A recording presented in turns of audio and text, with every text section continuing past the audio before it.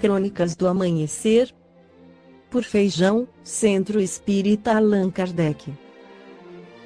Balneário Gaivota, 18 de agosto de 2017. Sinais de rádio peculiares emergem de estrela próxima. Sinais muito peculiares que chegam de uma estrela apenas 11 anos-luz de distância foram observados recentemente, informaram cientistas em Porto Rico. O mistério tomou conta da internet enquanto aumentam as especulações sobre a potencial descoberta de vida extraterrestre na estrela anã vermelha, conhecida como Rho 128. Caso estejam perguntando, a recorrente hipótese dos extraterrestres está ao final de muitas outras explicações melhores, disse em um blog Abel Mendes, diretor do Laboratório de Habitabilidade Planetária da Universidade de Porto Rico em Arecibo.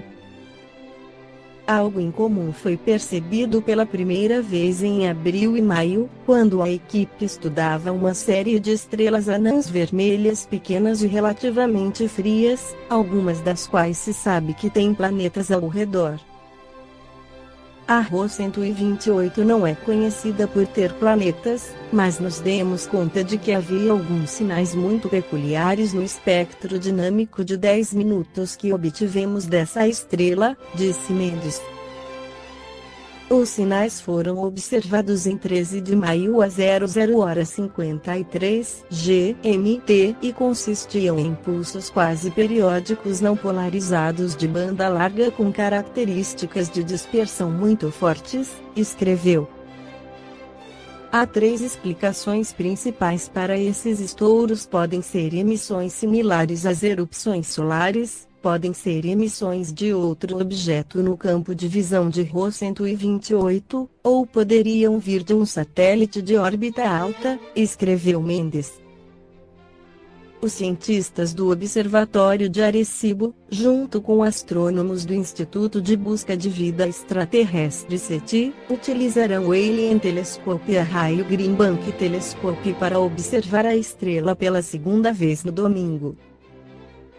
Os resultados dessas observações devem ser publicados no final da semana, disse. No Evangelho segundo o Espiritismo capítulo 3, Allan Kardec esclarece que do ensinamento dado pelos Espíritos, resulta que os diversos mundos possuem condições muito diferentes uns dos outros, quanto ao grau de adiantamento ou de inferioridade dos seus habitantes. Dentre eles, há os que são ainda inferiores à Terra, física e moralmente. Outros estão no mesmo grau, e outros lhe são mais ou menos superiores, em todos os sentidos. Nos mundos inferiores a existência é toda material, as paixões reinam soberanas, a vida moral quase não existe.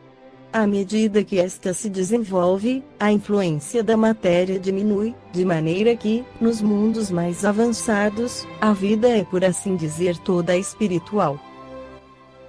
Nos mundos intermediários, o bem e o mal se misturam, e um predomina sobre o outro, segundo o grau de adiantamento em que se encontrarem.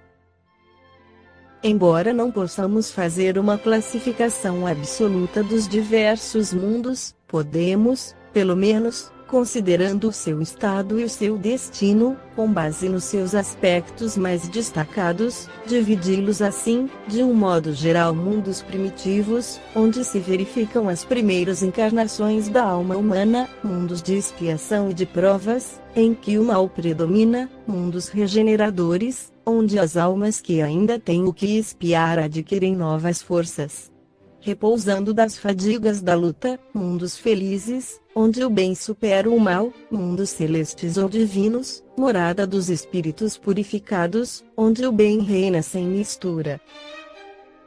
A Terra pertence à categoria dos mundos de expiações e de provas, e é por isso que nela está exposto a tantas misérias.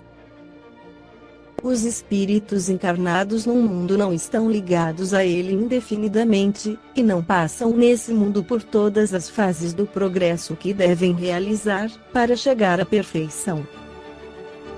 Quando atingem o grau de adiantamento necessário, passam para outro mundo mais adiantado, e assim sucessivamente, até chegarem ao estado de espíritos puros.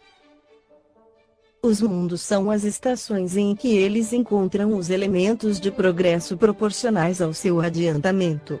É para eles uma recompensa passarem ao mundo de ordem mais elevada, como é um castigo prolongarem sua permanência num mundo infeliz, ou serem relegados a um mundo ainda mais infeliz, por se haverem obstinado no mal.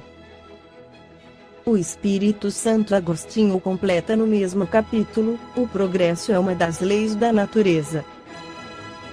Todos os seres da criação, animados e inanimados, estão submetidos a ela, pela bondade de Deus, que deseja que tudo se engrandeça e prospere.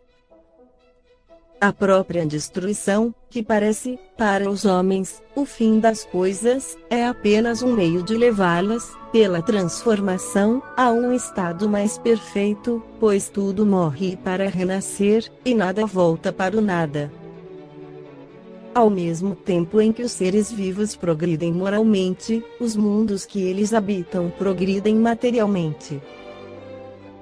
Quem pudesse seguir o mundo em suas diversas fases, desde o instante em que se aglomeraram os primeiros átomos da sua constituição, o veria percorrer uma escala incessantemente progressiva, mas em graus insensíveis para cada geração, e oferecer aos seus habitantes uma morada mais agradável, à medida que eles também avançam na senda do progresso.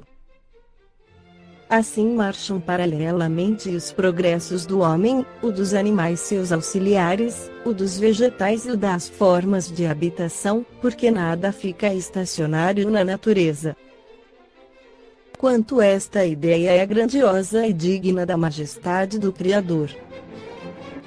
E como, ao contrário, é pequena e indigna do seu poder aquela que concentra sua solicitude e a sua providência no imperceptível grão de areia da terra, e restringe a humanidade a algumas criaturas que o habitam.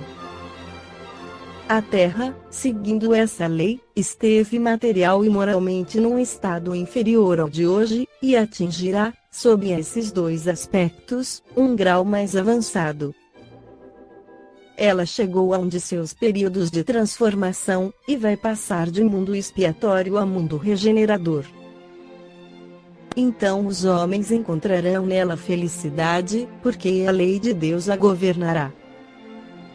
Esta foi a crônica do amanhecer de 18 de agosto, por Feijão.